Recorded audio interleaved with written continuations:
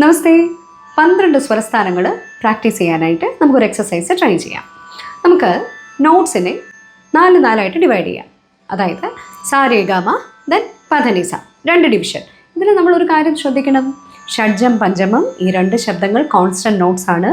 സ്ഥായി സ്വരങ്ങൾ എന്ന് പറയും. അവർക്ക് ശബ്ദവ്യത്യാസമില്ല.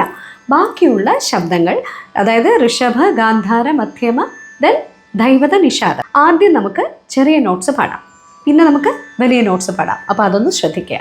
സാ രേ ഗ മ, സാ രേ ഗ മ, പ ധ നീ സ, പ ധ നീ സ, സാ നീ ധ പ, സാ നീ ധ പ, മ ഗ രേ സ, മ ഗ രേ സ.